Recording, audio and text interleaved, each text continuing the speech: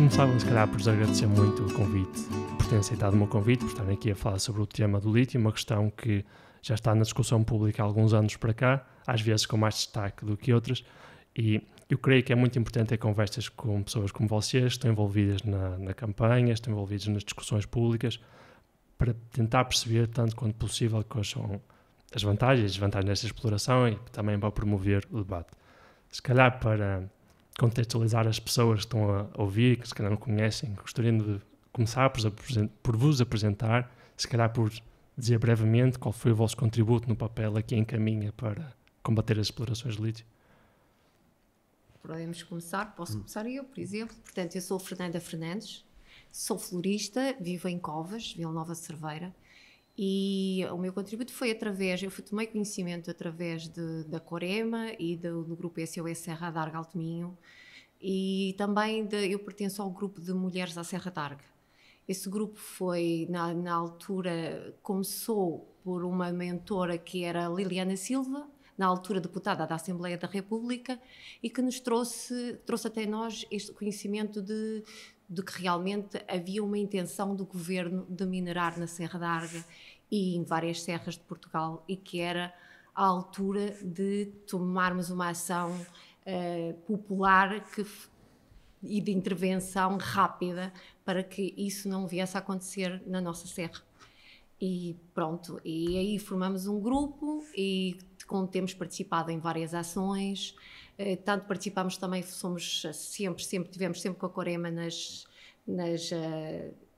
sessões de esclarecimento nas freguesias, em várias freguesias, onde se pôde alertar as populações para realmente os malefícios enormes e as consequências gravíssimas que ia trazer para as populações abrangidas por esta mineração. Agora passo aqui ao Gualdino. José Gualdino, eu sou presidente da direção da Associação Corema, que é uma associação de defesa do património, uma organização não governamental de ambiente que se constituiu já há quase 34 anos, não é? E que tem sede em Caminha. Nós, desde o primeiro momento, não é, incitamos uma conjunto de ações, não é, para a denúncia dos planos de mineração que estavam apontados à Serra d'Arga e freguesias limítrofes, os concelhos de Caminha, de Vila Nova de Cerveira, de Paredes de Coura, de Viana do Castelo e de Ponte Lima.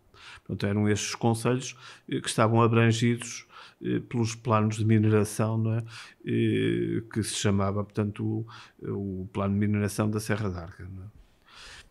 Desde o início, portanto, incitamos um conjunto de ações e de iniciativas. Na altura integramos também um movimento de defesa do ambiente e do património do Alto Minho, que era mais abrangente do que a Corema, não é? Congregava mais pessoas do que a associação de que eu faço parte, não é? E trabalhamos depois com outros movimentos e outras associações e temos estado sempre atentos àquilo que se passa não só, portanto, aqui na região, mas também nas outras regiões que igualmente estão abrangidas pelos planos de mineração, não é? Certo. Então a Corema já existia enquanto instituição preocupada com a proteção do ambiente. Neste caso, a comunidade envolveu-se nas conversas sobre o lítio em Caminha, que é onde nós estamos, no Alto Minho, para tentar proteger as populações desta questão em particular, a par de muitos outros problemas com que lida. Sim. Uma parte do debate é de que o que passa na televisão é relativamente simplista, no sentido de vai haver explorações, a população está contra, foi aprovado ou não foi aprovado.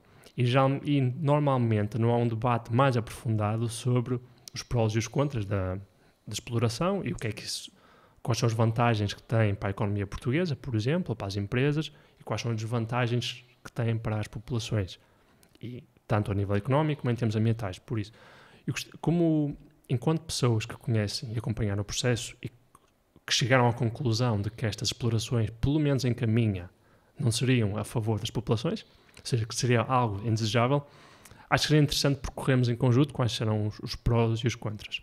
Por isso, quando estes projetos foram trazidos pela primeira vez para o município, não sei a quem foram apresentadas, como é que vos foram transmitir essa ideia? quais foram as vantagens que foram apresentadas, os argumentos que foram expostos pelos munícipes ou pelas empresas, não sei, a introduzir o tema e iniciar as conversas. O pior é que isso nem existiu.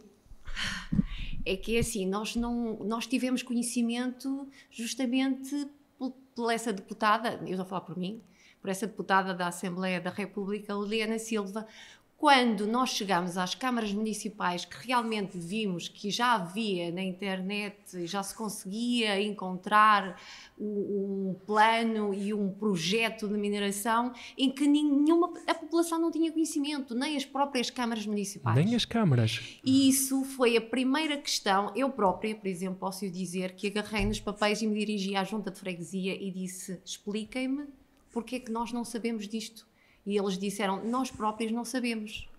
Nessa mesma altura, eu lembro-me que nos reunimos aqui em Cofas com o Rui Esteves, o antigo presidente de junta, que faleceu infelizmente, e fomos para a Assembleia Municipal e fomos perguntar o porquê que ninguém nos tinha dito que isto iria acontecer e quais eram os planos.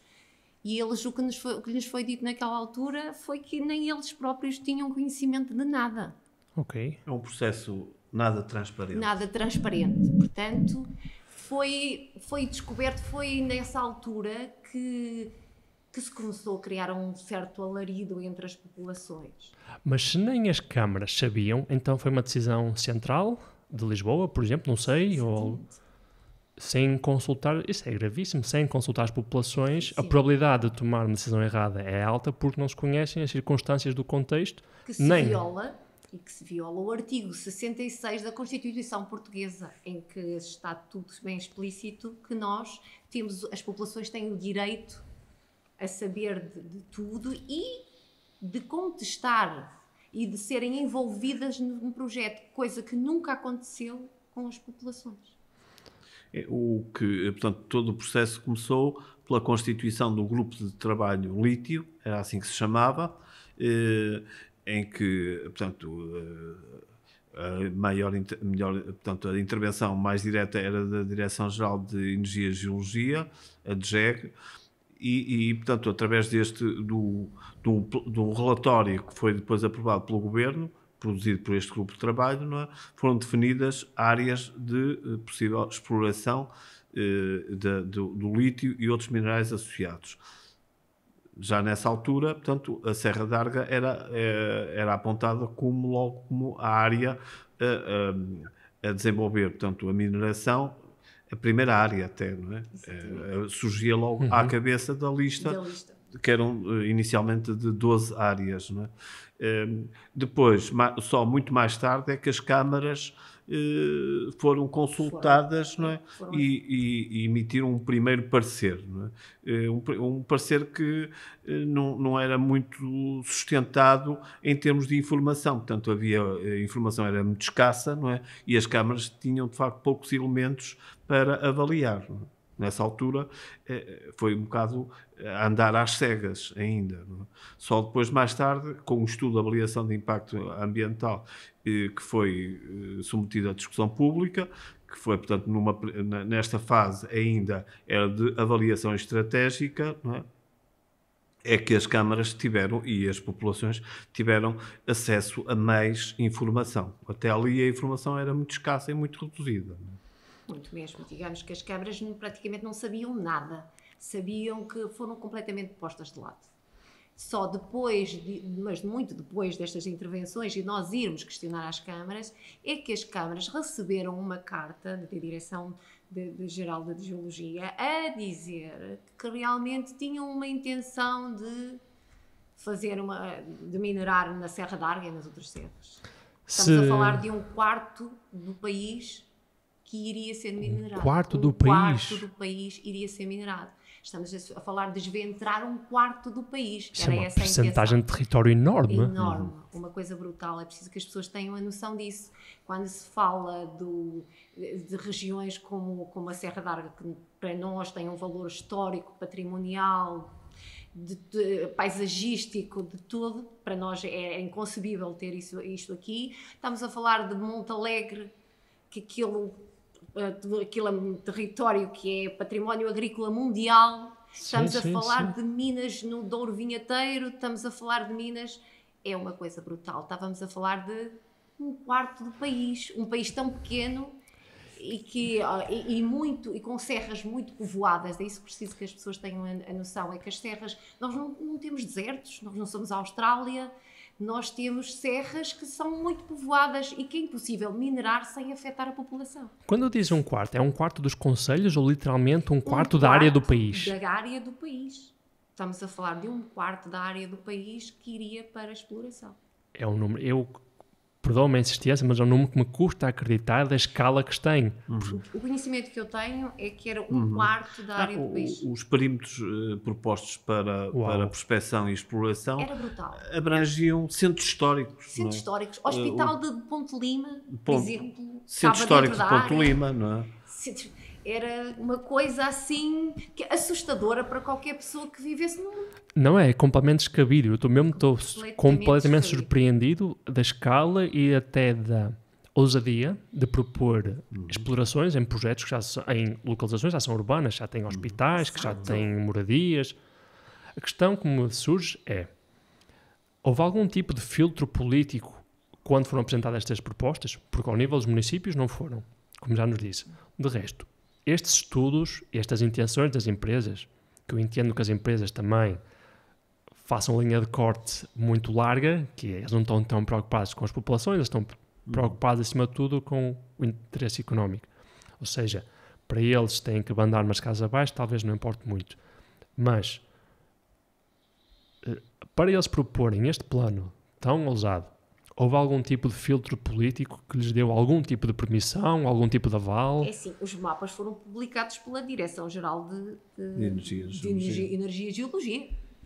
Não é? E ao serem publicados por eles, nós, quando vimos os mapas, estavam essas áreas todas abrangidas. Portanto, quando eles fazem uma publicação de um mapa sem terem conhecimento real daquilo que estão a publicar, isso aí é gravíssimo. Ou então, se o têm, é completamente descabido. Quando diz eles, só para clarificar, são quem? Estão a falar do Governo e da Direção-Geral de Energia e de Geologia. E esses são os principais, foram eles que publicaram os mapas. Portanto, eles, antes de publicarem, tinham que ter conhecimento daquilo que estavam a fazer, certo? Okay. E que isso foi brutal para nós. Quando tivemos acesso aos mapas, ficamos completamente loucos. A magnitude do território que foi englobado na prospecção e na exploração, não é? Efetivamente espelha que não terá havido, como aconteceu, não é? Nenhuma intervenção da parte das câmaras anteriores que pudessem, efetivamente, pôr ali algumas restrições, não é? E diminuir esse perímetro, não é? Que foi depois proposto para a discussão pública, não é?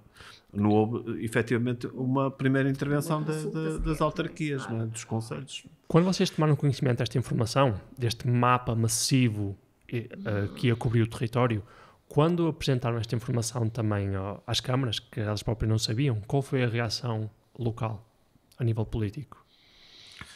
Nós, deparamos com o desconhecimento da parte das autarquias, não é?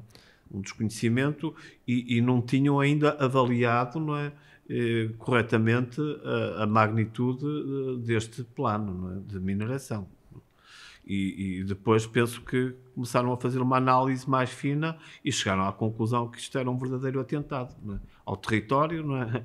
Aos recursos do Conselho e que punha em causa todos os planos, não é, de desenvolvimento que estavam em curso para os respectivos concelhos. Aqui no Alto Minho, no que diz respeito à Serra d'Arga, eram mais de 50 freguesias que estavam incluídas nos planos de mineração. Mais de 50. E eles tomaram conhecimento, fizeram análise. Qual foi a conclusão dessa análise? Foi o completo desacordo das câmaras municipais, tanto das juntas de freguesia. Nós tivemos logo a junta de freguesia do lado da população e a dizer nós não queremos, até porque eu falo pela minha freguesia, né? Até porque nós já tivemos aqui uma exploração de wolframio há muitos anos, na década de 80. e sabíamos o impacto ambiental que ela teve na altura, e estamos a falar de exploração em galeria, que nada tem a ver com a exploração a céu aberto. É preciso que as pessoas tenham a noção da diferença de uma exploração em galeria e de uma exploração a céu aberto. Poderia explicar essas diferenças? Posso, sim, senhor. A explicação é assim, porque quando se faz uma mineração em galeria, tudo que a poluição e as poeiras, tudo, são os mineiros que estão lá a trabalhar, que vão inalar todos os sulfuretos, seja as sílicas, que entram nas vias respiratórias e que fazem pequenos golpes nos pulmões e que mais tarde as pessoas adoecem. Isso, as pessoas, quando vão para esse tipo de mineração, sabem para aquilo que vão, sabem que vão para lá. Agora, quando se faz uma exploração a céu aberto, temos que ter a noção que mesmo as pessoas sem a intenção, que não queriam ir, são obrigadas a respirar esse ar, a inalar a poluição, e estamos a falar de explosões brutais, de buracos, crateras enormes, de 800 metros de diâmetro por 350 de profundidade. Um buraco enorme mesmo. Buraco enorme. É como olhássemos para a serra e ela desaparecesse completamente. E fazem a dinamite com explosões, esse tipo de buracos? Explosões brutais. É para fazer um buraco desses, deve ser rocha a cair por todo o lado. Explosões brutais, poluição sonora horrível durante o dia todo, poeiras infernais que as pessoas não podem nem abrir uma porta nem uma janela porque aquilo entra. As pessoas são obrigadas a respirar um ar poluído e que nem sequer podem cultivar uma horta, porque a contaminação vai entrar nas terras, vai pousar nos alimentos. As pessoas... É preciso ter a noção da diferença entre uma galeria, porque fica tudo lá abaixo, do que uma exploração a céu aberto. Isso é completamente diferente. É preciso que as pessoas tenham a noção. E há muita coisa, muitas vezes eu ouço muito este erro das pessoas dizerem que uma exploração a céu aberto é o mesmo que uma pedreira. Não é. Tem que se ter a exploração de lítio não é o mesmo que uma pedreira, porque uma pedreira nós tiramos os blocos de pedra e numa exploração de lítio não, a pedra é britada e nessa pedra, nesse quebrante da pedra, existem os tais sulfuretos. O britado é a explodida? É explodida e fica desfeita, miudinha, porque só assim se pode extrair o lítio. E então, nesse britar, nessas explosões que fazem com que a pedra fique britada, é libertados os sulfuretos que não são libertados quando se tira um bloco de pedra. Certo. Então, a explosão não só é um procedimento usual, como também é necessário para o próprio processo. Tem que ser. A explosão é um método que utilizam, não é? Que em inglês chama-se blasting. Certo. É através da explosão, não há outro método. Não há outro método. Mas se vir as explosões é uma coisa arrepiante, aquilo é brutal, além do consumo de água que é feito para a extração de lítio, que não tem nada a ver com...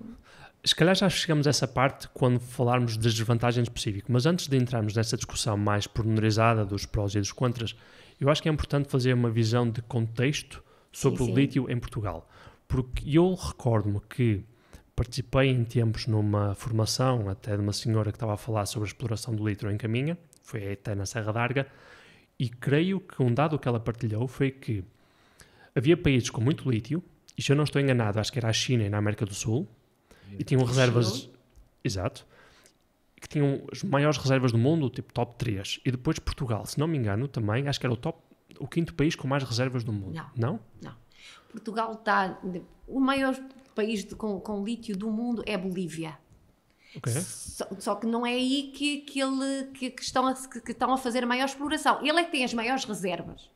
Mas não é aí... De onde vem mais é do Chile, das Salmouras... E da Argentina, mas são explorações que não têm um impacto ambiental que tem este tipo de exploração que eles querem fazer aqui em Portugal. Porquê? Porque são extraídas nas salmouras e são captadas à superfície e não têm grande impacto ambiental. Enquanto que nós estamos a falar de destruir linhas de água. As populações, nós aqui somos abastecidos pela água que vem da serra. Certo. A 350 metros de profundidade, todas as nossas linhas de água desapareceriam por completo, a água ficava contaminada, nós nunca iríamos mais ter água para beber.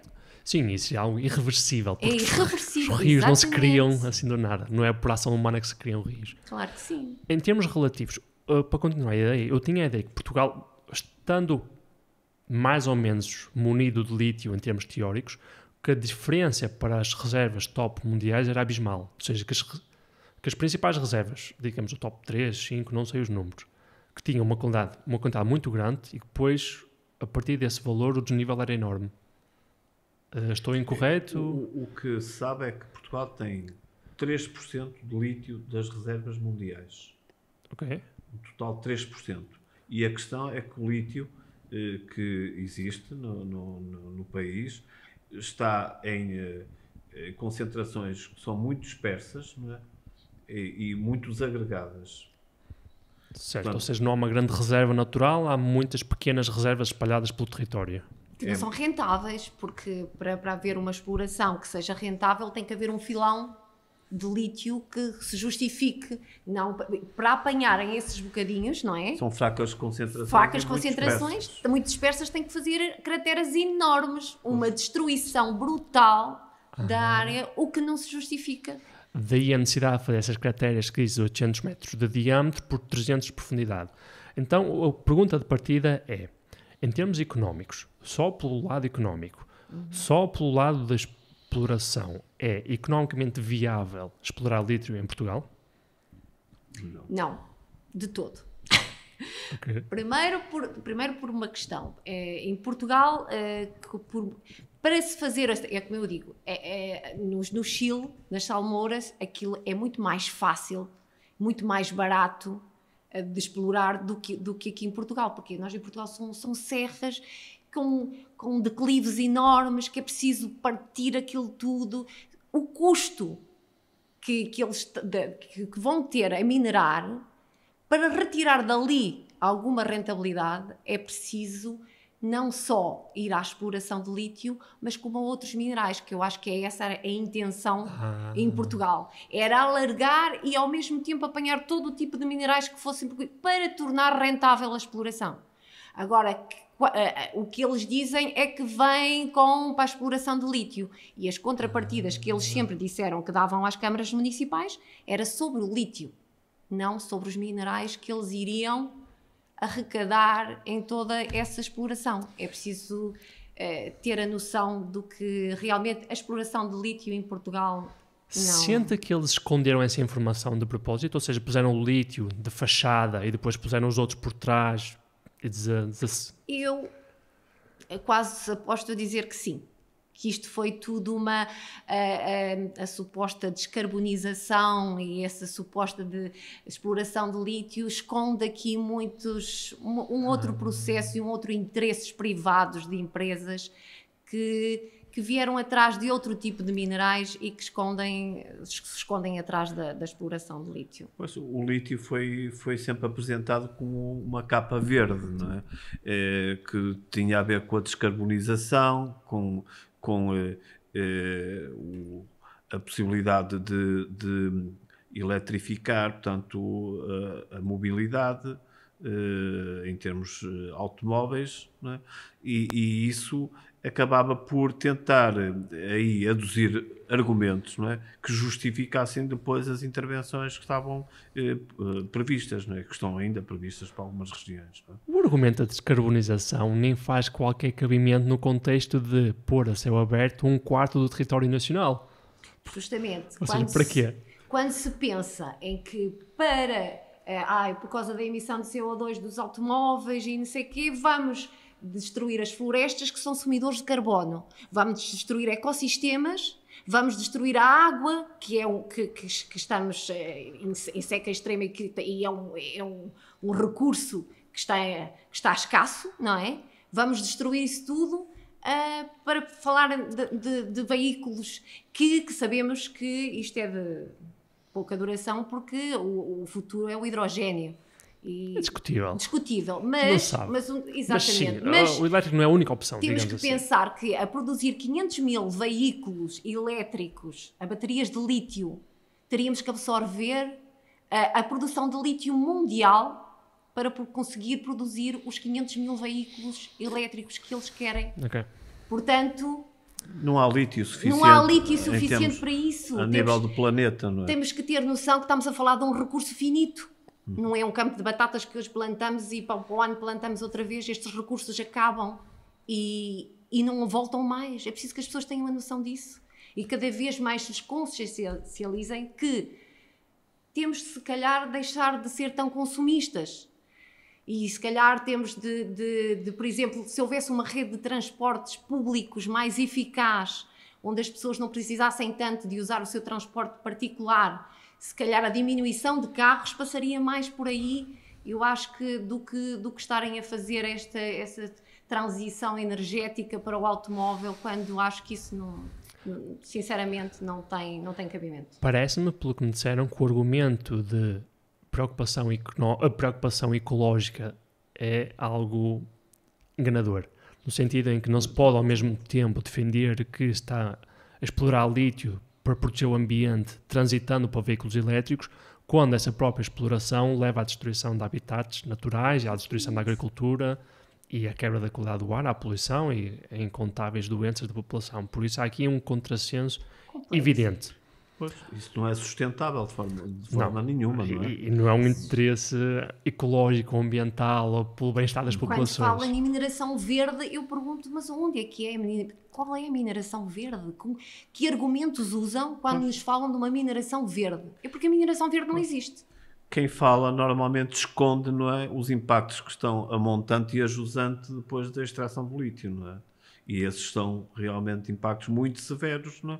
E que gravíssimos e irreversíveis, não é?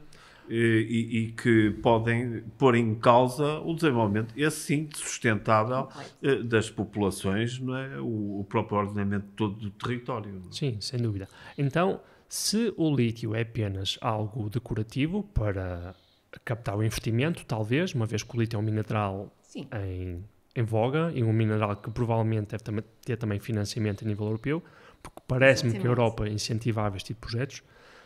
E se o lítio em si não é economicamente rentável de explorar, mas tem também os outros minerais por trás, será que, tomando todos os minérios de exploração em conjunto, será que assim já se torna economicamente rentável? Ou, por exemplo, os subsídios são uma parte da equação? Economicamente rentável depende... Para as empresas privadas. Pois, depende se considera, não é? Por exemplo, não é? Em termos económicos, aquilo que produzem os ecossistemas, não é? Depois já se começa aí a pôr algumas questões, não é? E muitas reticências, não é? Porque efetivamente os ecossistemas têm que ser também valorizados em termos económicos. Certo. Neste momento a leitura económica é mais imediata, que é, temos X quantidade de minério, custa X para explorar e vamos vendê-lo por Y. Qual é o lucro que tiramos daqui?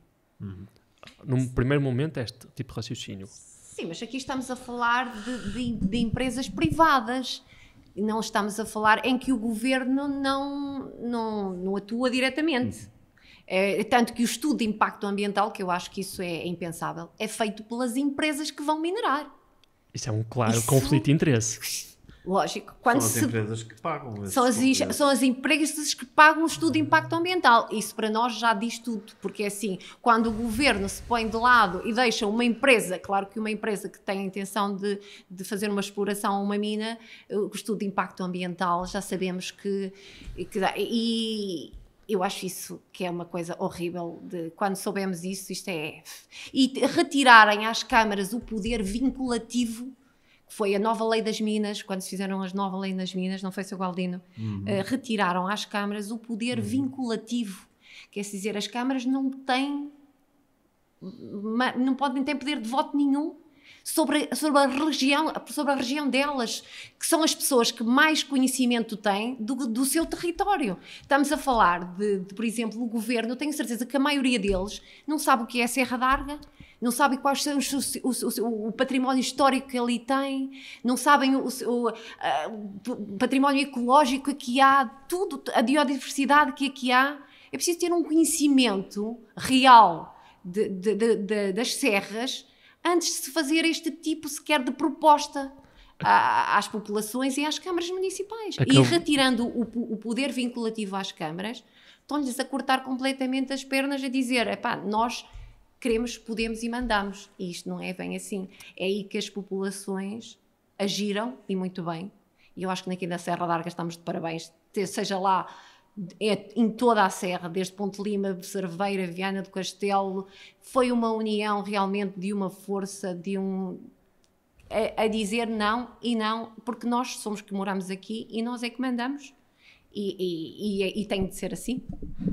A chave do sucesso da nossa campanha residiu precisamente na capacidade que a população, não é, adquiriu em termos de mobilização. As próprias populações, ao se manifestarem e ao tomarem consciência de facto dos principais problemas que rodeavam, portanto, estes planos, não é, acabaram por arrastar as forças políticas, os partidos políticos, as autarquias, as câmaras, as juntas de freguesia e depois o próprio governo. Não é? Tudo residiu na mobilização que se conseguiu no seio das populações aqui da zona da Serra da Arga. Sem dúvida, a vossa história é uma história de sucesso e é também um dos motivos pelo quais considero que seja importante partilhar a vossa experiência, da perspectiva em que o que vocês fizeram funcionou e que para outras regiões do país estejam afetadas por esta questão, que a intervenção da população importa e pode ter efeitos positivos, por isso acaba por ser uma mensagem de esperança, de certa forma, ou de confiança para as outras pessoas. E parece-me ainda impensável como é que se permite que uma empresa faça o estudo, ou seja, que uma empresa tenha a informação na mão e que seja permitida comunicar essa informação e posicioná-la sem verificação externa, ao mesmo tempo que também se tira às câmaras locais a própria possibilidade de contestar essa informação. Ou seja, um monopólio completo informacional do lado das empresas. Isto, não sei como é que do ponto de vista da regulação destas associações ou destas entidades nacionais que zelam pelo ambiente, como é que isto não é um flagrante conflito de interesse? Pois, cada vez se fala na necessidade de se alterar a lei que tem a ver com as avaliações de impacto ambiental em Portugal, não é? E de facto, tudo aponta para que seja necessário, não é, alterar a lei, porque efetivamente, não é, o processo está inquinado desde o início, quando é a própria empresa, a pagar o estudo de avaliação de impacto ambiental, não é? Que paga a outra empresa, não é? Que, embora seja acreditada, vai, de certa forma, elaborar uma avaliação de impacto, não é? Mais ao jeito, não é? E de acordo com a vontade do seu cliente. Não é? Sim, os exemplos são abundantes na história. Temos, por exemplo, a crise de 2008, em que os bancos eram acreditados ou eram avaliados pelas agências de rating, só que descobriu-se mais tarde que as agências de rating estavam num conluio com os bancos para lhes darem as avaliações que lhes fizessem as coisas, que eram péssimas para ser boas, mas tinham avaliações triplos A, A++, excelente, e eles estavam por trás combinados. Por isso aqui parece-me que é um pouco mais a mesma história. A história repetir-se. Exatamente. Isto Sendo assim, se os ministros então tiraram o poder de decisão, qual foi o vosso papel ou que tipo de ações sentiram que foi importante vocês fazer para debater esta questão ou para combater esta questão? Do conjunto das ações que nós desenvolvemos, eu destacaria as sessões de esclarecimento que foram realizadas em diversas freguesias, em cerca de 20 freguesias dos concelhos afetados. Não é? Nós, portanto, realizamos as sessões normalmente nas sedes da Junta de Freguesia, com o apoio, portanto, da Junta ou da União de Freguesias local, não é? E de facto, estas sessões permitiram uma aproximação muito grande, não é, com as populações. Não é? Eram, de facto, momentos, não é, importantes para esclarecer para retirar dúvidas, não é? Para aprofundar a discussão deste tema. Não é? E as sessões que nós realizamos foram bastante participadas, houve de facto uma participação muito viva, não é? Das pessoas que assistiram a estas sessões. Não é? A partir daí começou-se a criar de facto em cada freguesia, não é? Núcleos de contestação, não é? Uma mobilização mais efetiva, mais até eficaz, não é? Mas as nossas ações passaram, por exemplo, também por comprometer, por exemplo, em Caminha, não é? Nós tivemos diversos contactos com o arcipreste de Caminha e pusemos, não é, as paróquias também a colaborarem. Nós difundimos diversos avisos, textos nas missas, não é? Foi bastante importante. Não é? Por exemplo, em Caminha, o pároco das freguesias das Argas, não é? Fez um presépio em 2019 que lhe chamou o presépio antilítio. É importante dizer que nessas sessões de esclarecimento eram mostradas imagens, que isso também faz falta, porque as pessoas não têm a noção. Falo de uma explosão a céu aberto, de uma mina a céu aberto, mas as pessoas não têm a noção do que é quando se mostra realmente as explosões, as pessoas realmente têm a noção do que é uma mina a céu aberto. As explosões, e depois não só nas sessões de esclarecimento estavam geólogos que explicavam, estavam biólogos entendidos no assunto que explicaram todos os malefícios que isso ia trazer. Dentro deste contacto com as populações, quais sentem que eram as suas ideias erradas mais frequentes? Ou seja, aquilo que talvez tinham ouvido nos mídias tradicionais e que aquilo não correspondia bem à verdade e que tinham sido, se calhar, um bocadinho enganadas. Que tipo de ideias eram? Isso ia trazer um benefício enorme para a economia, enquanto que para nós, para os locais, não traria nada, zero. Pelo contrário, destruição, desvalorização do nosso património, completamente, o abandono das aldeias, porque isso não tem a menor dúvida que em pouco tempo as pessoas seriam obrigadas a abandonar, porque ninguém iria aguentar explosões dali, explosões daqui diárias, com caminhões a todos os dias, com poeiras infernais que não poderiam abrir a porta. Era inevitável que isto iria desaparecer. Depois, a economia das próprias regiões. Por exemplo, nós aqui temos um parque de campismo, que as pessoas vêm para um turismo de natureza. O que é que iria depois restar para estas pessoas? Não só para isso, para os restaurantes locais. Portanto, era toda uma economia da população que iria acabar. Portanto, nós aqui iríamos ficar com o quê? Com nada.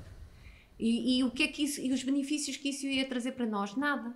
Porque as contrapartidas que eles davam às câmaras municipais eram uma minoria de não sei quanto eram os royalties, de não sei quanto por cento, que não dava sequer para depois, se calhar, reconstruir as estradas que ficavam destruídas pelos caminhões. É preciso ter a noção de que isso, para as populações locais, não traria nada e trazia a desvalorização do seu património. Eles comunicaram, por exemplo, que implicava a destruição dos rios, a contaminação do ar, a contaminação da própria agricultura, das coisas que eles criavam. Eles consideraram num estudo que foi submetido à discussão pública impactos diretos, não é? Mas bastante, não é? Desvalorizados, não é? E bastante minimizados, não é? Mas os impactos indiretos, então, foram completamente negligenciados, não é? E para nós esses são realmente muito importantes, porque a questão não é só no local onde se faz, não é? Onde se escava e onde se faz o furo, não é? A questão é fora desse local. Os impactos indiretos nas águas subterrâneas, os impactos indiretos nas águas superficiais, na atmosfera, isso atinge de facto proporções, não é, enormes que não foram consideradas no estudo. Então, por exemplo, a quebra dos habitats, a deflorestação, a poluição do ar, são tudo considerados impactos indiretos? Não, e alguns deles... Nem mencionados. Nem sequer foram mencionados. Nem mencionados. Uau. Porque estamos a falar de que é preciso também ter a noção que os ventos levam micropartículas dessa poluição e que atingem vários quilómetros. Não estamos a falar de uma poluição que é feita só na zona que está a ser minerada. Portanto, isto espalha-se por muito lado. Portanto, não iríamos só ser nós afetados, por exemplo, aqui em Covas, se fosse minerado aqui, iria ser afetadas as outras freguesias vizinhas, tudo iria ser afetado, porque a poluição vai. Pois, há casos, por exemplo, na Ásia, em que houve contaminação de águas superficiais, não é? E águas também subterrâneas a 200 km da zona de exploração. 200 km. A 200 km da zona de exploração. Não é? A água circula, não é? Circula, Sim. não é? Águas subterrâneas. Nós não é? estamos a falar aqui até de atingirmos a praia E a de ter Praia Branca, impactos nas praias, na zona litoral, não é? Então parece seguro dizer que, mesmo que a exploração fosse apenas num concelho, o problema nunca seria só desse concelho. Não. Toda a De forma comunidade se alguma. deve envolver e perceber que isto é algo que pode afetar todos nós, mesmo que estejamos a quilómetros de distância. quilómetros de distância. Eu não sei quantos quilómetros falava, mas eu arrisco-me a dizer que eu ouvi falar em 50, que conseguiria chegar a 50 quilómetros. Ok. Estamos a falar de, claro que são em micropartículas, mas que com o tempo, mas claro que as populações que estão perto são sempre as mais afetadas, mas que isto, estamos a falar a céu aberto, é o que eu digo, não estamos a falar em galerias e subterrâneas. Isto é preciso ver a diferença entre uma exploração a céu aberto e as explorações que se faziam antigamente. Pois, aquilo que foi considerado realmente foram alguns impactos diretos, mas os impactos indiretos foram totalmente negligenciados, não é? Estes impactos diretos, desculpa interromper, seriam quais? Só de menção rápida. Impactos diretos era no solo, não é? Na própria atmosfera, não é? Em que eles falavam, por exemplo, em regar, não é, os caminhões, não é, com transporte das rochas, não é, e de terra, para que não se espalhassem as poeiras. Pronto, medidas que não iriam resolver de forma alguma, não é, estes impactos. Não é? Os impactos indiretos foram totalmente ignorados. Não é? Até porque nem era nos caminhões que havia o real problema, era nas explosões, portanto. Pois, nas explosões. Como é que eles iriam... Eu às vezes pensava, mas como é que eles vão reduzir o impacto de uma explosão? Como é que eles vão cercar as poeiras? Quando eles falavam em regar os caminhões. E as poeiras das explosões, como é que vão depois fazer isso? Sim, porque tem um buraco de 800 metros e o problema é o caminhão que vai levar as coisas daí, não é? Exatamente. O buraco em si é tranquilo. Partes foram postas de parte, Ok. isso. Foi dito, aquilo que causava menos impacto foi o que eles diziam sempre que... E realmente nós nas sessões de esclarecimento, não é? Voltando há bocado à pergunta, deparámos com uma ideia totalmente errada, que não tem a ver com este tipo de exploração a céu aberto, não é? Que as pessoas tinham da mineração. De facto, a imagem e a ideia que as pessoas têm é uma imagem do antigamente, que era, como disse, não é? A Fernanda era feita em galeria, não é? Era uma exploração subterrânea, não é? E os impactos eram muito menores do que os impactos que advêm de uma exploração a céu aberto. Não é? E a ideia que as pessoas tinham é que, portanto, tudo isto decorreria também em galeria, não é? Que é a imagem que tem da mineração. Os impactos eram menores, mas mesmo assim são sentidos. Quando estávamos a vir para cá, o Aldino disse-nos que a exploração era dos anos 70, 80 ou mais tardar e depois foram encerradas. Mas ainda assim... Nós estamos agora em 2020, 40 anos depois. E ainda temos impacto. E os rios ainda estão contaminados, por isso, mesmo sendo menor, continua a ser significativo. E continua a não ser desejável. Ainda hoje, nós tivemos, foi feita as antigas selagens das minas de Wolframio aqui em Covas, e foi gasto na altura 1 milhão de euros para a selagem das minas. E se for ver hoje, as escorrências continuam e estão agora a tentar fazer outro projeto de selagem. E está-se a pensar em 2 milhões de euros para fazer uma nova... É por isso que isto faz sentido, não faz sentido. E estes custos não estavam inicialmente no plano há umas décadas, que no futuro iam ter que gastar estes milhões para tentar corrigir o problema. E é o Estado. E nunca se consegue. E é o Estado. É o Estado que gasta esse dinheiro. Não foi a empresa, não é? Que teve lucros. Pois. E depois também é preciso falar aqui um bocadinho sobre as empresas. É porque quando se fala, vêm as empresas grandes, nós sabemos como é que isto funciona, subcontratam empresas pequenas que depois, quando chegam a um ponto, abrem falência e deixam para trás todo o passivo ambiental porque não têm recursos para poder...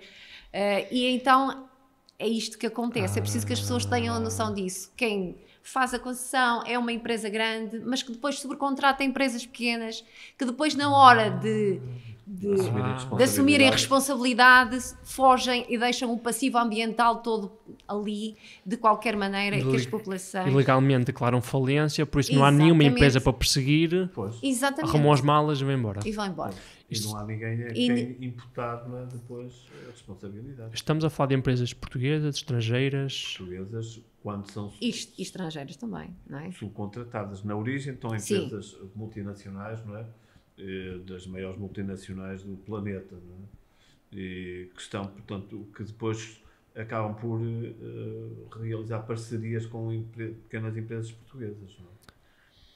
Era a questão da descentralização que estamos a falar um bocado, que a Fernanda estava a falar, que quem decide estava longe, não era nas populações locais. Por isso, há um argumento nessa escala portuguesa, que é coisas, por exemplo, aprovadas centralmente em Lisboa, não têm o conhecimento de causa do que é viver na Serra e a vida na Serra e a importância dos recursos locais. Para essas pessoas, exatamente. Mas estendendo este raciocínio a uma escala global, podemos também dizer que as empresas multinacionais estrangeiras não estão dentro das preocupações nem das necessidades da comunidade portuguesa. Nem querem estar. E que esse era um dever, que devia ser um dever do governo, de fiscalizar, e não é.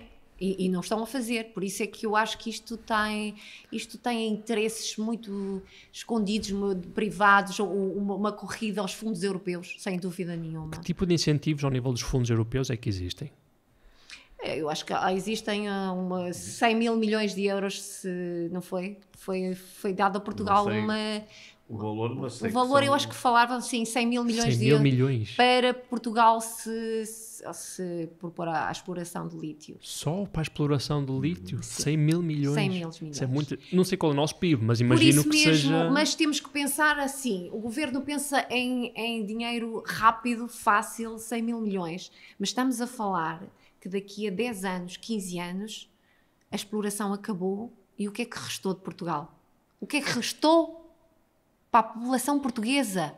Resta uns recursos naturais extintos, umas populações que não podem viver, que vão ter de emigrar, porque nós não vamos poder ir todos para as grandes cidades, quando elas já estão a abarrotar de gente, certo. Não é? Quando se fala em descentralizar para as aldeias e, no fundo, se quer destruir o rural, se destrói o rural, quando deveria ser exatamente o contrário. Era descentralizar das cidades e não é isso que está a acontecer. Por isso, o que é que resta de Portugal depois? Portugal é conhecido a nível mundial por a sua beleza paisagística, por o seu turismo, por o turismo. Nós aqui vivemos muito do turismo no Alto Minho. As pessoas, pelas serras lindas que as pessoas podem percorrer, fazer trails, fazer desportos motorizados, para fazer... É disso que vive. Daqui a 15 anos, quando a mineração acabar, o que é que resta? É isso que temos que pensar. Sem dúvida, acho que essa é uma questão importantíssima e a mim faz muita confusão esta escala de prioridades, digamos assim. Por um lado temos os interesses económicos, por outro lado temos o património natural. E o que me faz muita confusão é quando os interesses económicos, a curto prazo, sobretudo, são sobrepostos à paisagem, porque a paisagem é algo que não volta, que não podemos mudar, enquanto que o dinheiro, neste caso, é algo que é um construto humano, no sentido em que 100 mil milhões são importantes na medida em que nós lhes atribuímos importância. Ou seja, se o Banco Central Europeu daqui a amanhã se lembrar de vamos imprimir dinheiro, o dinheiro aparece. Ou seja, não é algo imutável. É algo que tão depressa vem como vai. Enquanto que a paisagem natural e os recursos naturais é a última fronteira. É algo que, independentemente do contexto, vamos precisar. Por isso, enquanto que há muitas maneiras de fazer dinheiro, que é isso que se trata no fim do dia, que é como é que podemos dinamizar as populações, trazer empregos, promover o comércio, como é que podemos melhorar a qualidade da vida das populações, enriquecendo-as. Enquanto que há muitas maneiras de solucionar este problema, se destruirmos a paisagem e se destruirmos os recursos que temos, não há plano B. É reversível e permanente. Por isso, estamos a colocar uma solução para a qual estamos a colocar um problema ou de fazer dinheiro para o quais há muitas abordagens, à frente de um problema que é como obter recursos naturais, quando não há alternativa. Pois como é que esta prioridade é deixada acontecer na esfera pública? Isto tem a ver com um desenvolvimento insustentável, não é? E, efetivamente, aquilo que se pode dizer em termos gerais é que o poder local, não é? As autarquias compreenderam que, na realidade, interessa agora é qualificar, é valorizar os recursos naturais locais, não é? É apostar num modelo de desenvolvimento, esse sim que é sustentável. A mineração é a antítese de tudo isso, não é? É avançarmos em contramão, não é? Com todos os investimentos que têm sido feitos no Alto Minho, que têm qualificado, não é? E têm valorizado o seu património natural, não é? E humano e cultural. E na realidade, isso era estar a agir, não é? Completamente ao contrário daquilo que tem sido feito até agora, não é? E que tem contribuído para a economia portuguesa, porque o turismo é uma mais-valia do Alto Minho. E tudo isso gera economia, não é? Portanto, é um contrassenso. Sim, é talvez o que dizia de visão a curto prazo, porque assim, se lhe apresentarmos aqui um cheque de 100 mil milhões, está aqui, é imediato, é verdadeiro. Enquanto que dizer, ok, tens que atrair empregos para aí, se as pessoas vierem com empregos vão dinamizar, vão começar a consumir mais, vão desenvolver os caminhos pedonais, vão promover o alojamento local, tu vais receber os 100 mil milhões à mesma, mas vais ter que pensar um bocadinho sobre como os obter e vais ter que dinamizar a comunidade. É um esforço mais difícil porque é mais abstrato, parece-me. Por isso eu compreendo que o cheque à frente atrai as pessoas. Sim, mas não é uma solução. E as próximas gerações? E o futuro das próximas gerações? Eu tenho uma filha e não quero para ela um futuro desses.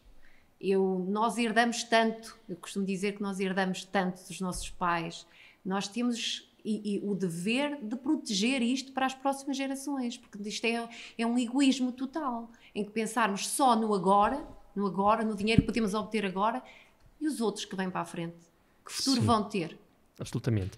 Então, depois de terem tido conhecimento destes planos, depois de terem informado as câmaras, depois de terem convencido os munícipes ou esclarecido os munícipes para que eles possam tomar as suas decisões informadas. Sim. Qual foi o próximo passo?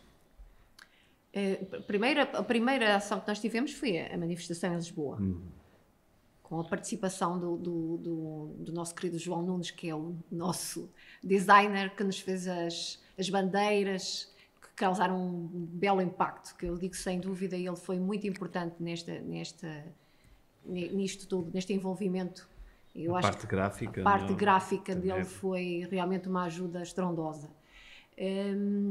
E depois foi o primeiro abanão, digamos, aos portugueses, foi a manifestação em Lisboa. Quer dizer, nós tivemos uma reunião em Cerveira, em Vila Nova Cerveira, dos encontros de movimentos, antes dessa manifestação. Eu, por acaso, estive presente nesse encontro de movimentos e vinham movimentos de todo lado, do Cabo, de Montalegre, em que toda a gente expunha realmente os seus medos, os seus anseios com o que ia acontecer. E aí tivemos, então se começou um Paulo Torres, em Lisboa, que... Paulo Torres. Paulo Torres, ok. Paulo Torres, ele era de Barcelos, mas que vive em Lisboa, e que realmente começou-nos a contactar. Ele contactou-me, não sei como é que ele chegou ao conhecimento de mim, e pronto, foi. E aí se organizou uma manifestação em Lisboa, a primeira manifestação em Lisboa. Lembro-me de ir nas ruas e haver ingleses a abordarem-nos e perguntarem-nos porque é que nos estávamos a manifestar, o que era isto. E as pessoas, em geral, ninguém sabia de nada. Andava tudo mesmo muito calado. Digamos que foi assim o primeiro impacto em Portugal de a mostrar o que realmente andava no ar e ninguém sabia. Ou seja, dar visibilidade ao tema. Ao tema, exatamente. E essa visibilidade era acompanhada de discurso crítico? Ou era apenas uma notícia de 2 minutos no telejornal a dizer que querem explorar lítio, é isto? Criaram-se condições para haver até programas de debate nas televisões, não é? Sobre a questão do lítio, não é? Por exemplo, na RTP1, prós e contras, não é? Em que nós estivemos lá presentes. Não é? Boa. Muito bem. Depois houve da Sandra Felgueiras, O 6 às 9, não é? Que dedicou diversos programas à questão do lítio e a desmistificar realmente o que era a exploração do lítio, a verdadeira, do que era anunciado. E o que se movia, não é? E o que se movia por trás, e muitos interesses de muitas empresas privadas e muitas coisas que se foram descobertas. Sentem que estas discussões, tanto nos prós e contras como na investigação do 6 às 9, representaram adequadamente o problema? Pelo menos trouxeram um problema para a discussão pública. Exatamente. Embora eu acho que aí não foi tudo debatido o que deveria ter sido, foi muito superficial, digamos. Certo. Não deu para as pessoas entenderem o real impacto de uma mina a céu aberto. Mas foi qualquer coisa, digamos, foi pelo menos dar conhecimento que as televisões até àquela altura nunca queriam dar, nunca teriam dado, e deu pelo menos para as pessoas poderem expor os seus... O que, na minha opinião, não acabou com o divórcio, não é? Sobretudo das populações urbanas em relação, portanto, a este problema, que foi um bocado mais sentido ao nível, portanto, do mundo rural. Não é? As populações urbanas acho que continuam a valorizar os carros elétricos, não é? Certo. E pensam que o lítio que vai efetivamente ao encontro, não é, desse grande anseio que é, portanto, aumentar, portanto, a mobilidade elétrica nas cidades, não é? E daí este divórcio. Nós sentimos isso até a nível de associações nacionais, não é? Que têm tomado posições muito dúbias, não é? E muito ambíguas, nunca tomaram uma posição, quanto a nós, não é, frontalmente contra, não é? E sem tibiezas, como tem acontecido a nível, portanto, das associações nacionais de defesa do ambiente, não é? Que não têm estado ao lado das associações locais. O que se refere por posições tíbias, foi a palavra que usou. Com bastante tibieza, não é? Dizem que a descarbonização que é importante, a mobilidade elétrica que é importante, depois dizem que, bom, vamos fazer exploração de lítio, mas uma exploração que seja sustentável e que não existe, não é? Que não crie impactos ambientais, não é? Há poucos dias li, não é, a posição de uma associação, que é uma associação nacional, não é, de defesa do ambiente, cujo presidente quase dizia que era possível, não é, extrair o lítio sem grandes custos para o ambiente. Quando é impossível. Não há qualquer fundamento científico nem geológico para este tipo de afirmações, é apenas político. Não é? E depois também é preciso que as pessoas nas cidades, porque às vezes quem vive nas cidades tem um conhecimento errado do que é uma vida rural. É preciso que as pessoas nas cidades percebam que tudo o que é consumido nas cidades vem do mundo rural. Certo. Os legumes vêm do mundo rural, o leite vem do mundo rural, o queijo vem do mundo rural, tudo vem do mundo rural. As pessoas têm que ter noção de que se eu acabar com o mundo rural, onde nós poluímos a terra, que nunca mais a podemos cultivar porque a terra fica contaminada, onde se vai obter esses alimentos que supostamente alimentam... Está bem, também muitos são importados, não é? Mas não temos que ter uma visão mais além do que pensar que o mundo rural são umas aldeiazinhas que vivem para lá. Não, tudo que chega às cidades vem do mundo rural, e o mundo rural é muito, muito importante para o país, para qualquer país que seja. É preciso dar-lhe a importância que ele merece. Nós cada vez mais estamos numa espécie de bolha até social, no sentido em que temos cadeias de abastecimento incrivelmente complexas, mas temos processos de consumo incrivelmente simples, em que basta ir a um site, encomendar qualquer coisa, ele chega a casa. Basta ir ao supermercado, a comida está na prateleira. Podemos pegar em tudo aquilo que conseguimos comprar, podemos gastar todo o nosso ordenado, no dia seguinte volta a estar a encher a prateleira. Saber onde vem, não é? Pois, até à prateleira, não é? Passa por supermercado. O que é que aconteceu? Isto apenas para dizer que é fácil ter esta impressão de que as coisas são permanentes e que está sempre presente, mas claro que há muitas questões por detrás. É preciso pensar que de onde vêm estas coisas e a vida das pessoas que vivem daquele recurso. Há pessoas que vivem da agricultura. Monte Alegre depende da agricultura. Eu estive em Boticas. e tivemos em boticas, e aquilo é realmente um património natural, Lindo, que é de uma boticas. coisa brutal. Os recursos de água, aquilo é realmente uma coisa brutal. Essas pessoas vivem essencialmente da agricultura. Quando se lhes retira isso, retira-se-lhes tudo. Sem Para onde dúvida. vão essas pessoas? É preciso que nestas aldeias vivem pessoas. Vivem seres humanos que vivem como os que vivem na cidade. E que é preciso olhar com isto com outra sensibilidade. Não só pensarmos em dinheiro, dinheiro, dinheiro. É preciso pensar nas pessoas que lá vivem. Como eu digo, nós não somos a Austrália, nós não temos desertos. Todas estas explorações a serem feitas são feitas em cima das pessoas. Mexe com a vida, com a economia das pessoas, com tudo. É preciso que tenhamos a noção que Portugal não tem capacidade territorial para uma exploração destas. Ou seja, em Sem Portugal, mexer. em com Portugal as não há populações. explorações neutras nem ecologicamente, nem socialmente. Vai ter sempre um custo significativo significativo. para alguém. Sem dúvida nenhuma. Eu até citaria aqui 2 geólogos, não é, Sim.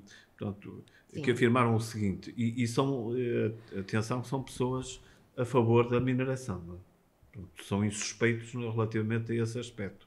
E um deles disse-me que uma mina que se abre é uma mina que tem que ser acompanhada para toda a vida. Certo. Vai ter que ser monitorizada e acompanhada, mesmo depois de fechar, vai ter que ser acompanhada. Para toda a vida da mina, que pode implicar várias gerações de pessoas. Não é só da mina. Para toda a vida mesmo. Para toda a vida. Uma vez que existiu uma mina, eu ouvi um geólogo dizer, e é um dos maiores geólogos portugueses, não sei se posso dizer, não é melhor não dizer o nome, um dos maiores geólogos portugueses, e ele dizia, quando uma aldeia é minada, ela deixou de ser uma aldeia, passou a ser uma mina. Está tudo dito. Pois é, eu penso que É isso, e ele... é a mesma pessoa que disse que realmente os sítios onde se faz mineração, é para mineração, não é para mais nada. Não pode haver mais nada. Também é as incompatível com as populações, com a vida das pessoas, com tudo. Portanto, é preciso que tenhamos a noção Não é disso. possível minimizar impactos. Não é?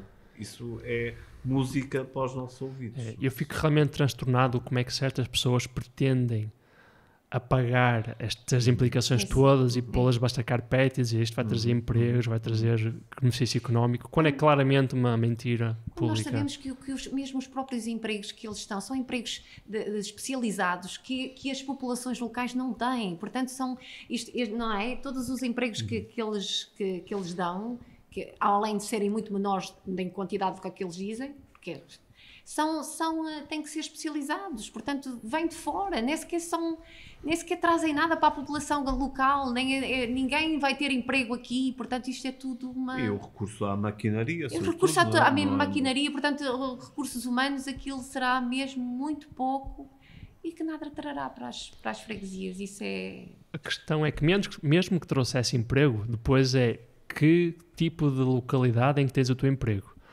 Uma frase que me apanhou, que me captou na memória desde muito tempo, desde quando estudei literatura no curso, e era a literatura pós-colonial portuguesa.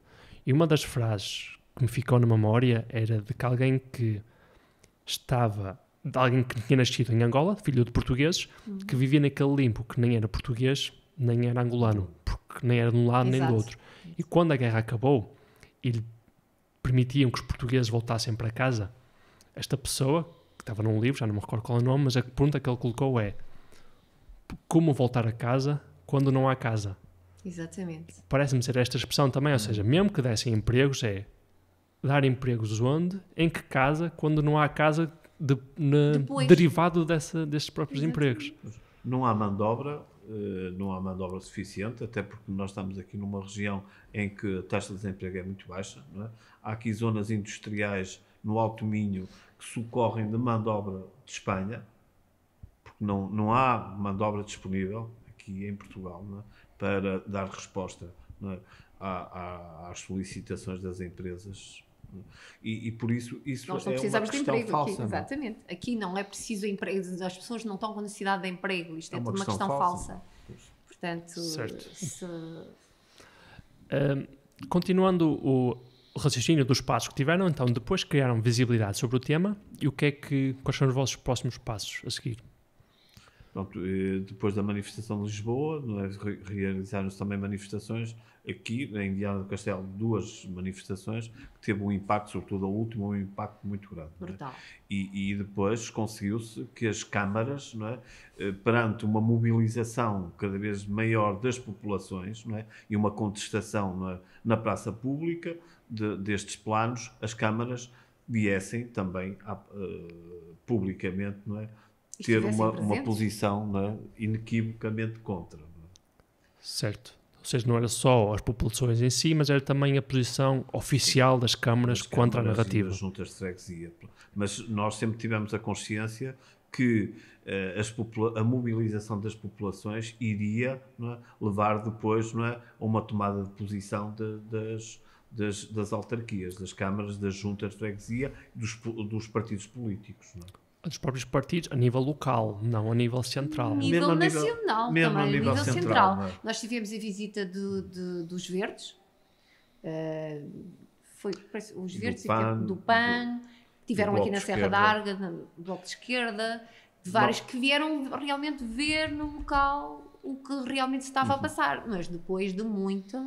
É Corema, nós tivemos várias reuniões na Assembleia da República com os grupos parlamentares do LIVRE, portanto não estava na Assembleia, tinha uma deputada na Assembleia, mas foi na sede do movimento do Partido dos Verdes, do Bloco de Esquerda, do PSD, não é? E tivemos depois numa discussão na Assembleia do grupo da Comissão de Ambiente também, agendada pelo Partido dos Verdes. Não é? Portanto, também tentamos, não é, chegar até às estruturas políticas, não é, através da Assembleia da República. Isso era essencial, que houvesse uma discussão também na Assembleia sobre este tema. Começaram quando estas conversas, para contextualizar? Em maio de 2020, não? 2019. 2019, sim. Então, em 2 anos, conseguiram reverter a decisão. 2 anos. Eu já me perdi, já não sei do que nós estávamos a falar. Pronto, estávamos a falar disto, pronto, que o envolvimento dos partidos políticos realmente foi muito importante. Criar conseguir chegar até eles e trazê-los realmente à realidade que nós vivemos aqui, porque, como eu digo, as pessoas que vivem nas grandes cidades não têm a noção do que realmente inicialmente os partidos políticos e as formações políticas estavam muito hesitantes relativamente a este tema. Tinham muitas dúvidas, não é? E nós conseguimos, efetivamente, que eles depois viessem a tomar consciência, não é, do que estava na realidade em causa, não é, com este plano de mineração, não é, que era a destruição do mundo rural, não é, do património, dos recursos naturais, não é? Era uma machadada, não é, na qualidade de vida das populações, não é, e do próprio futuro, não é, do mundo rural. Não é? E temos de ter a noção de uma coisa, é que as maiores localização das minas eram a norte de Portugal. Uhum. Nós temos de ter a noção que a norte de Portugal é a que existe a maior mancha verde do país. Certo. É as maiores reservas de água do país. Existem em norte de Portugal. Se formos para o sul, é tudo mais seco, mais... Portanto, estávamos a destruir uma parte importantíssima do país. De forma permanente. De forma permanente. Isso é gravíssimo. É gravíssimo. É preciso que as pessoas tenham consciência disso. É porque não podemos olhar só para o nosso umbigo, só para ali. Temos que ter um olhar mais abrangente a nível nacional e de ver realmente o impacto que isto vai ter no futuro. Choca-me realmente a escala da questão. A escala da questão. Eu tento compreender, do ponto de vista das empresas multinacionais, deve ser uma questão económica. Chegam aqui, fazem as explorações, se calhar recebem os fundos da União Europeia, arrumam as malas e vão embora. Exatamente. Não estão cá a sofrer as consequências, mas do ponto de vista dos políticos portugueses e das comunidades, é tão malvado até... Insensível, Sim, é a mesma palavra que enquanto. Sim, insensível, como disse, mas malvado no sentido de desrespeito completo pelos humanos de outras regiões. Completamente. E perante este cenário, em que é facilmente compreenderem que há pouquíssimos prós, ou seja, pouquíssimos argumentos a favor, para não dizer quase nenhum, porque disse que supostamente o argumento de criar empregos não é sequer necessário neste tipo de região, por isso podemos perguntar qual é o benefício das populações locais, se calhar não há nenhum Zero, até. zero. Por isso, se há zero benefícios e há tantas coisas a desfavor, como é que se explica que os políticos inicialmente estavam hesitantes? E quando a própria Constituição Portuguesa nos dá esse direito. Nós temos o direito a viver num local sadio e com um ambiente, ao usufruir de um ambiente puro. Isso está na nossa Constituição, portanto nós já estamos a lutar por aquilo que nós temos direito. E, aliás, na própria Constituição diz que nós temos o dever de lutar por ele. Certo.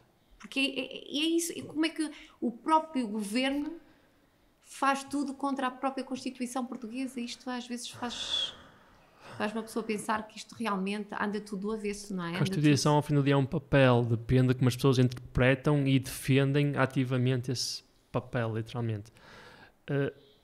Continuando, conseguiram então mobilizar as forças políticas, que imagino que devem ter colocado tanta pressão nestas associações, nestas empresas, que recuaram e saíram da exploração aqui de Caminha. Fizemos muitas ações. Fizemos, por exemplo, o Grupo das Mulheres à Serra, entregámos um manifesto em mão ao Presidente da República quando ele veio a Caminha. Fizemos uma manifestação e entregámos um manifesto para que ele pudesse ter noção dos impactos que ele queria ter na nossa região, porque às vezes é preciso aproveitar esses momentos para que nós aproveitamos todos os momentos que podemos. É isso que as pessoas que ainda estão em risco têm que pensar. Têm que aproveitar todos os momentos e todos os bocadinhos para fazer chegar a informação e realmente daquilo que elas têm medo, os seus receios e o que vai acontecer àquelas pessoas. Isso é importantíssimo. E para além desses fizemos muitos mais as assinaturas que o Sr. Baldino... Nós estivemos a fazer uma recolha num abaixo-assinado, conseguimos... Em relativamente pouco tempo, conseguimos 6.600 assinaturas que enviamos, não é, para o Sr. Ministro do Ambiente, o Sr. Secretário de Estado, não é, da Energia e o Primeiro-Ministro. Não é? Foram 6.600 assinaturas. Soberbo. Conseguimos, por exemplo, a nível de participações na discussão pública, tivemos reuniões com, por exemplo, em Caminha, reunimos com todas as juntas e uniões de freguesia, apelando para que informassem as populações que estava em discussão pública um estudo que deveria ser contestado por o maior número possível de pessoas, não é? E que, de facto, o número que interessaria, no final, e conseguiu-se que tivesse esse estudo tivesse 1.600 participações, não é? Contra. Claro que não foram todas daqui desta zona, mas o grosso foi daqui da zona da Serra d'Arga. Não é? O vosso esforço foi fantástico e foi tão fantástico e tão extraordinário que aqui, pelo menos em Caminha, ou na região de Caminha, na região Lata, funcionou e as intenções de explorar recuaram. O que eu não percebo é como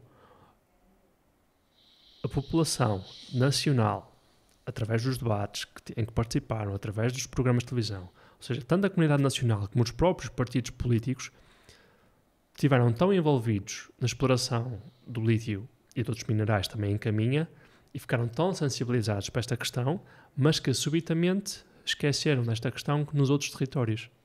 Porque o que me faria sentido é, ok, identificamos um problema, temos aqui os prós e os contras, fizemos o debate, nós em Portugal ou não queremos, ou queremos em sítios muito específicos quando realmente as vantagens se justificam. Mas agora, o que me parece, e que também corrija-me e explica-me se eu estiver errado, é que defendeu-se muito bem nesta região e começa-se do zero nas outras. Aí está. Como é que nós apoiamos a 100% as outras zonas. Ainda no outro dia estivemos em Montalegre a lutar por eles, porque eles fizeram uma manifestação lá e nós estivemos lá e apoiaremos sempre. Nós estamos na Serra d'Arga, mas nós estamos onde quer que esta luta nos leve. Nós não somos só contra a exploração de lítio na Serra d'Arga, mas a exploração de lítio em qualquer parte do país e que afeta as pessoas e que em Portugal não há onde não afeta as pessoas. Certo. Isso é uma coisa que temos de ter em consciência, ponto final. Em Portugal não existe zona de mineração onde não vá afetar diretamente a vida das pessoas. Isso é uma coisa que temos de ter.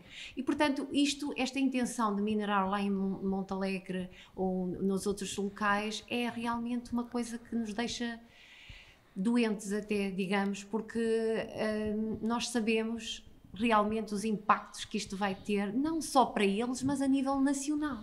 É preciso que as pessoas tenham essa noção. É a nível, não são só eles que são afetados, é a população inteira. Em Monte Alegre existe a raça barrosá, a carne barrosá, tão apreciada por tudo. Isso vai deixar de existir. São a Serra da Estrela, na Serra da Estrela, os queijos da Serra da Estrela, é um património que se perde. Implicaria a destruição da Serra da Estrela. É um património que se perde. A Serra da Estrela também está ameaçada, não é? Portanto, estamos a falar o Douro Vinheteiro, por exemplo. Isto era um suicídio nacional. Suicídio nacional, completo. Isto é preciso que as pessoas abram consciência disto. Porque realmente isto não é ali, num cantinho, isto é o nosso país que está em risco.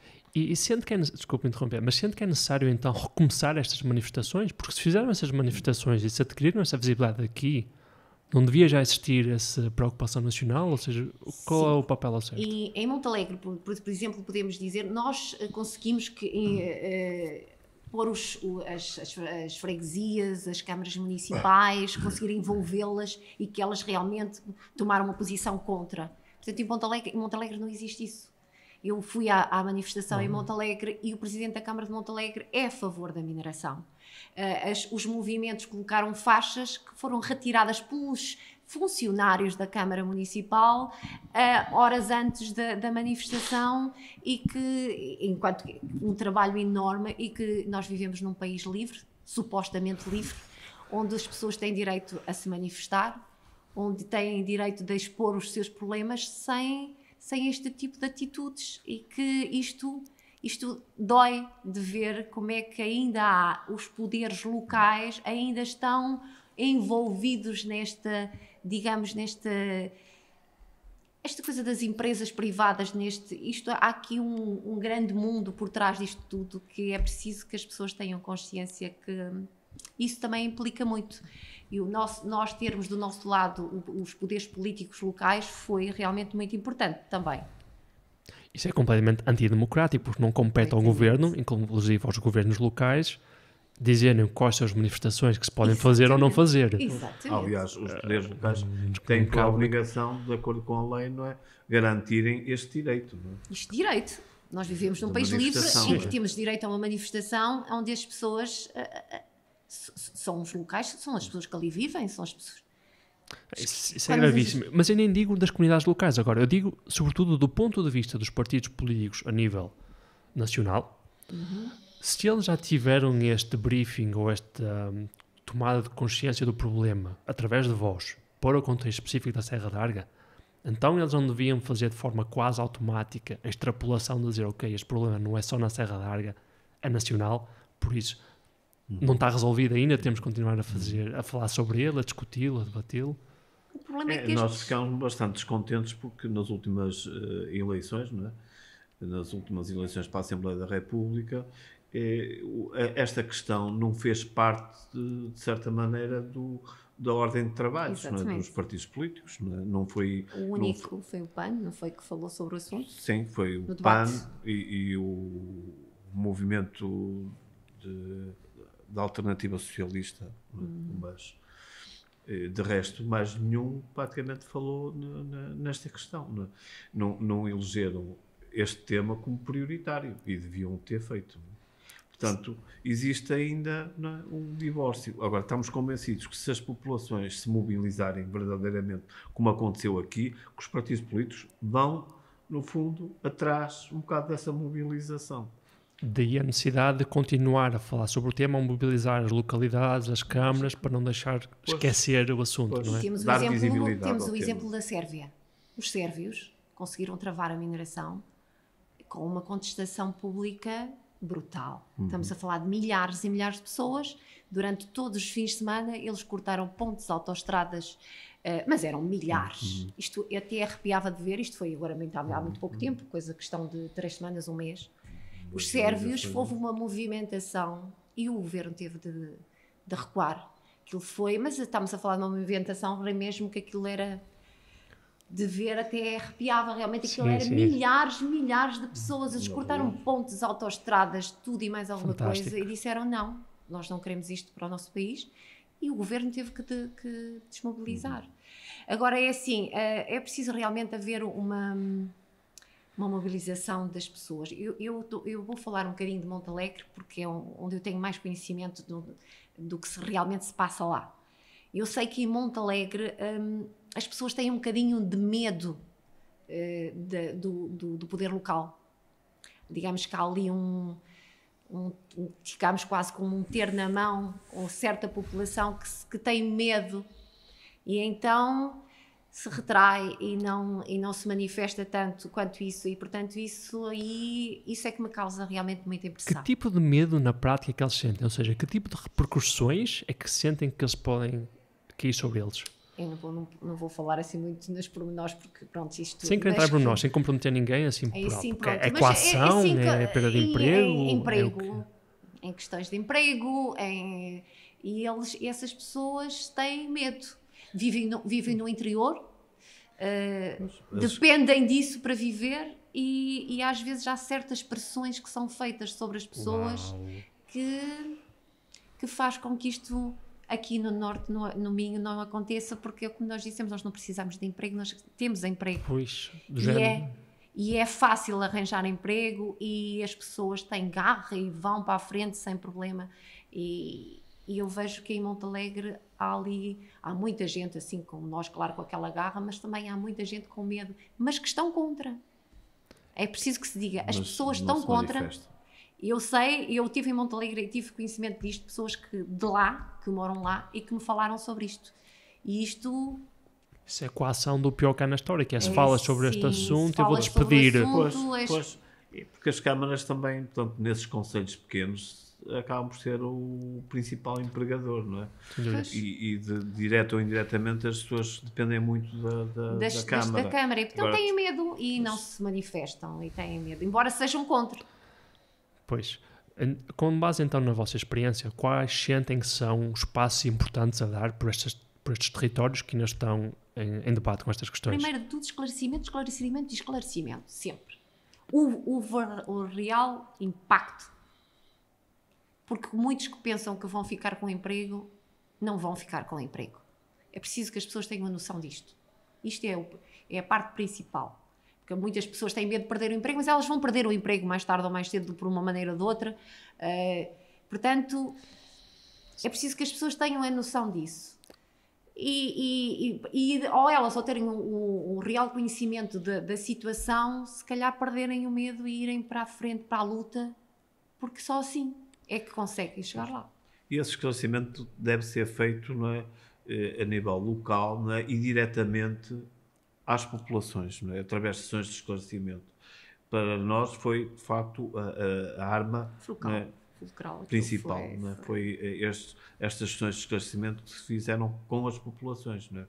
Aí conseguimos, efetivamente, informar, retirar dúvidas, porque há toda uma série de questões que as pessoas não estão conscientes. Não é? Nomeadamente, por exemplo, os impactos que tem no património.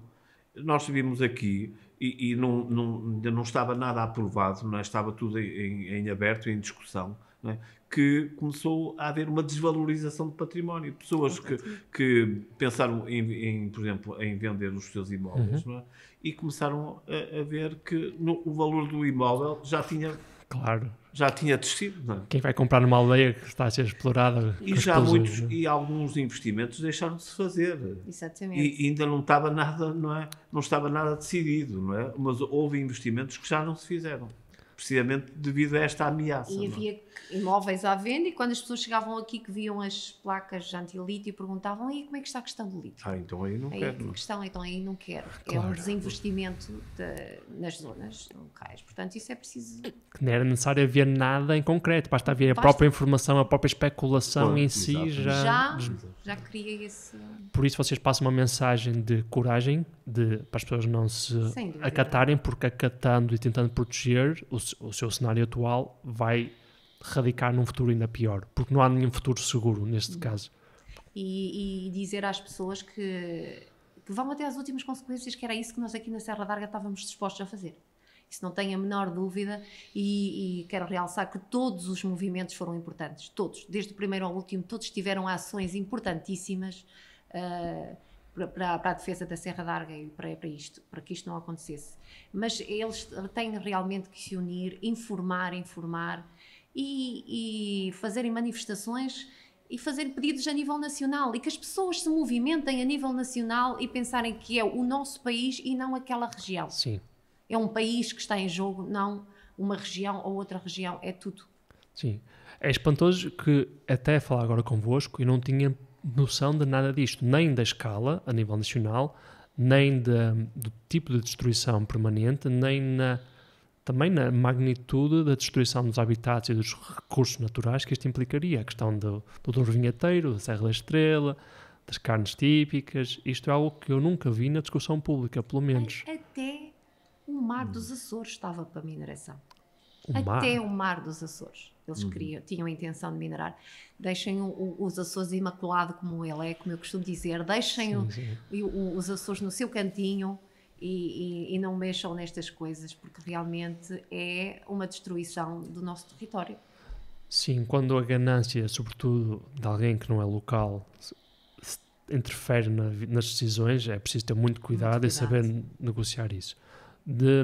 Dentro desta campanha de 2 anos que tiveram, deste sucesso que tiveram aqui, há alguma coisa que gostariam de ter sabido no início, quando começaram a campanha, que agora sentem que foi importante, ou algum erro que fizeram, alguma coisa que gostariam de ter feito de forma melhor? Também para dar-me um conselho, ou para dar-me um incentivo a outras populações, a dizer, não faças os meus erros. Sim, sim. Há aqui um aspecto que eu acho que é muito importante, não é? E que nós recorremos, não é? A esse apoio, mas devíamos ter recorrido logo no início, que é termos uma assessoria jurídica, não é? Termos, de facto, alguém que nos apoie em termos jurídicos para darmos os passos certos e corretos neste processo. Acabámos por contratar um advogado, não é? Do Porto, que era um advogado, além de licenciado em Direito, era também engenheiro químico e engenheiro do ambiente, né? Tinha estas valências todas. E pareceu-nos que, efetivamente, era a pessoa que podia ter uma visão de conjunto, não é, desta questão, e teve-a, e que nos orientou, não é, e fez requerimentos ao Ministério do Ambiente que foram logo respondidos, não é? Coisa que não aconteceu com alguns movimentos, não é? Mas tivemos logo resposta, não é, a todos os requerimentos que fizemos. Esta assessoria é também fundamental, não é? Claro que nós somos uma associação com muito poucos recursos em termos económicos, tivemos que fazer uma campanha de crowdfunding para juntar donativos para poder pagar, portanto, ao advogado, não é? Pronto, e conseguimos, não é, pagar as despesas que tivemos com o advogado através da campanha que realizamos. Mas este apoio, esta assessoria é também muito importante. E as queixas na União Europeia também. Pode-se fazer essas queixas contra o próprio governo português e contra aquilo que está a querer fazer às populações. Isso também é importante. Nós fizemos diversos apelos, não é, a vários deputados do Parlamento Europeu, encontramos com alguns, não é, pessoalmente, não é, e outros fizemos-lo através de e-mail, não é, de diversos países da Europa, não é, chamando a atenção para as consequências deste projeto de mineração. Aliás, tivemos várias entrevistas e vários jornalistas de outros países aqui na Serra d'Arga que foram, nós às vezes dizíamos que falava-se mais da mineração nos outros países do que se falava aqui em Portugal, da mineração que ia acontecer aqui em Portugal. Falar mais sobre Portugal sobre no Portugal, estrangeiro. no estrangeiro do que aqui em próprio Portugal. Tivemos jornalistas franceses, uma jornalista belga que veio aqui, não é? Que fez um artigo muito completo numa revista de grande tiragem na Bélgica e noutros países, não é, europeus. Tivemos vários contactos, não é? Exatamente. Extraordinário. Não é? Para concluir, batemos então, a todas as portas. não é extraordinário. Acho que podem não ter muitos recursos financeiros, mas talvez o que me parece o maior recurso é mesmo a vontade de fazer a diferença. Não desistir, nunca. Isso é daquelas coisas que é não desistir. E também tenho que louvar sempre a ajuda da Junta de Freguesia de Covas. E também enviou o advogado 50 páginas, eu tive a ler. e já estava cansado ao fim de 50 páginas, e posso dizer que foi uma grande contestação que eles fizeram e falar dos desinvestimentos que estavam a acontecer aqui na nossa freguesia, inclusive um golfe que se iria instalar e que estava há muitos anos aqui a querer se instalar, mas por causa do lítio não queria. Que é isso que falámos, ou seja, ao abrir explorações, perde-se a oportunidade de obter dinheiro de outras formas. Exatamente. O dinheiro vai cair lá de forma... E estamos a falar de um recurso finito que dura 15 anos e acabou, ou menos até, e que só vai trazer destruição, e depois o futuro. O que é que fica? Compromete-se um país para sempre. Compromete-se um país para sempre, é claro isso que se tem. O Poder Central, não é? O Ministério do Ambiente, não podia ser insensível quando recebeu, não é, 1.600 queixas, não é?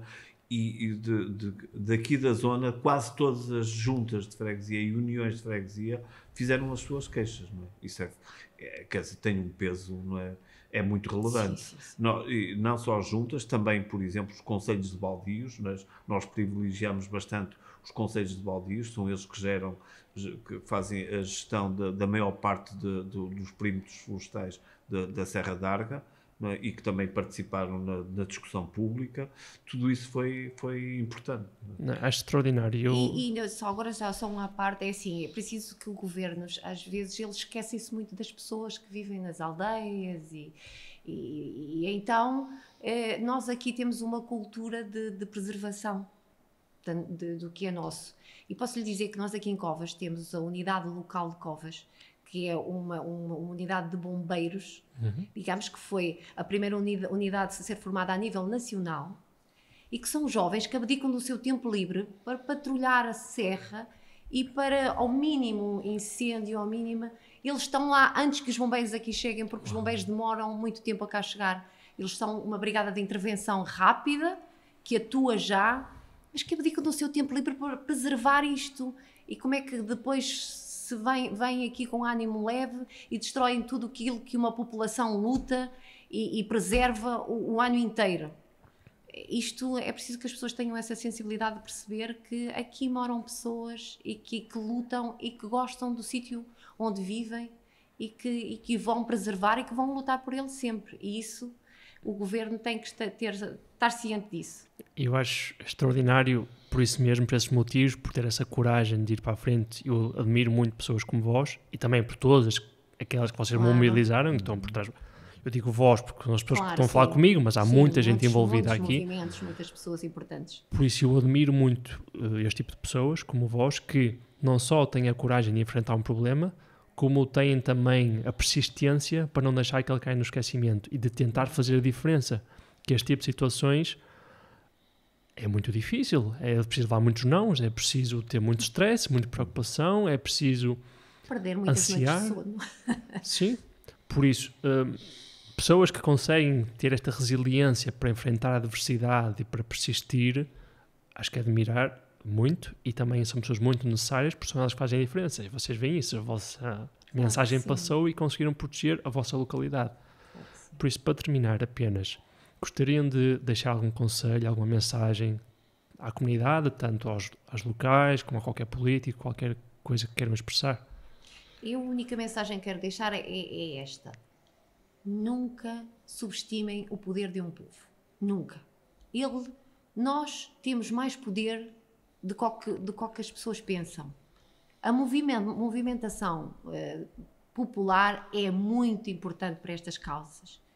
E não podem ter medo, e não fiquem a pensar isto é para os outros, eu vou ficar sentadinho no sofá à espera, não é momento para isso, é momento de levantar e ir à luta para realmente conseguirem aquilo que querem, porque senão nunca, se nós não formos nós a lutar por aquilo que é nosso, ninguém o fará. Isso é certo. Pronto, é mais essa a mensagem. Esta não foi a única luta que nós travamos, né, em que parecia que estava aqui presentes o David e o Golias. Não é?